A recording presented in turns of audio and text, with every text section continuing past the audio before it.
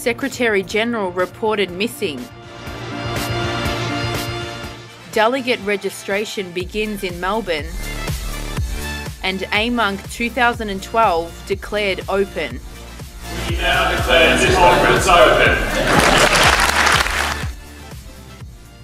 Good afternoon and welcome to AMUNC News on this Monday the 9th of July. I'm Emily Hesline. We must interrupt normal news proceedings now and cross to a breaking story from the United Nations. We have unconfirmed reports that former Secretary-General Kofi Annan has been killed while in Syria. News out of Damascus at the moment is very limited, so we will cross live to our reporter, Gorazd Adzievski, outside the Security Council. And Gorazd, what can you tell us? Thanks, Emily. Right now, we can't really tell you all that much. Secretary-General Ban Ki-moon is about to give a message to the Security Council. I believe he's about to start now. It has come in great sadness and pain to myself and the rest of the Secretariat that I'm here to inform you that overnight the Joint Special Envoy to Syria, Mr. Kofi Annan, along with 10 other UN personnel on the ground in Syria were killed. Information as we have it suggests that their convoy was ambushed between Homs and Damascus.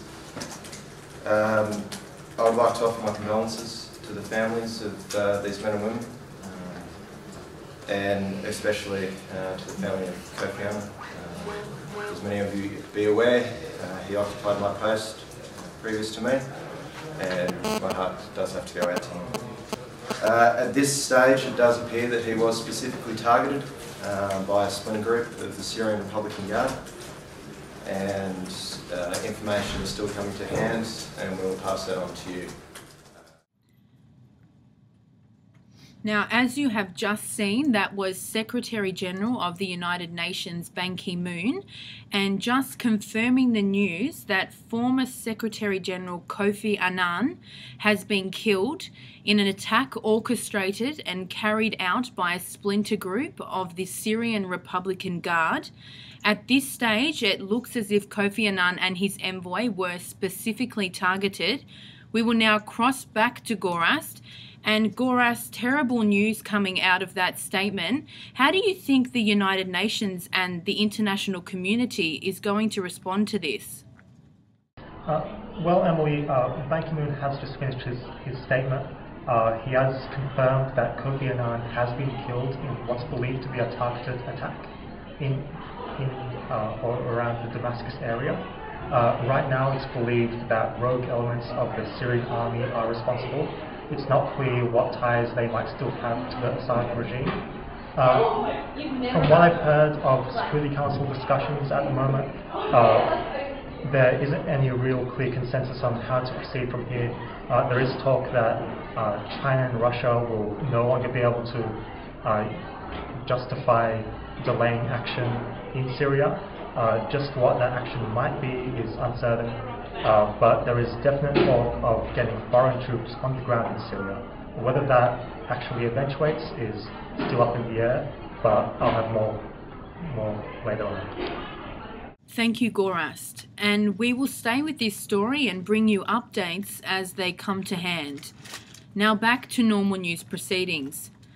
AMUNC 2012 has begun in Melbourne overnight as delegates arrived at La Trobe University of the first day of proceedings.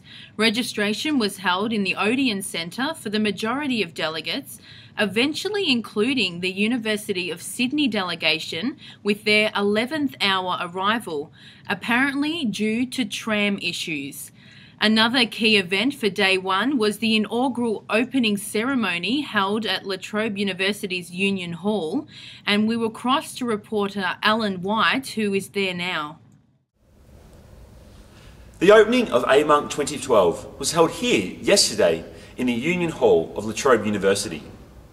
Special guest Joe Camilleri gave a very engaging 40-minute address relative to the themes of AMUNC 2012, rights, recognition and responsibility. A number of special guests were in attendance at the event, including La Trobe University officials and the AMUNC 2012 Secretariat. Unfortunately, notable absentees from the event were all delegates from Bond University. Unfortunately, no Bond University representatives were available for comment. This is Alan White from Bond University, reporting on behalf of the Associated Press. Thank you, Alan. As well as the opening ceremony yesterday, we saw the opening of the AMUNC Socials calendar with the soiree welcome drinks at Eagle Bar. For all the latest, we cross to entertainment reporter Jess Farcioni. Thank you, Emily. Yes, the hottest bar in La Trobe saw out the close of the first exciting day of AMUNC 2012. Unfortunately, press have been denied access to the Eagle Bar as CSI forensic teams have not, at this stage, made their exit since their arrival the early hours of this morning. A statement made by Under-Secretary Gary Dixon is that Crisis Council Director Darren Coughlin became distressed when light beer was the only option made available to him. An eyewitness for Entertainment Tonight reports that Mr. Coughlin became agitated and was heard complaining, "It'll take me twice as long to get drunk now." It is still unconfirmed as to the damage Mr. Coughlin caused, estimates skyrocketing as the day goes on. Entertainment Tonight has this exclusive though. There actually was no light beer on offer. Awkward.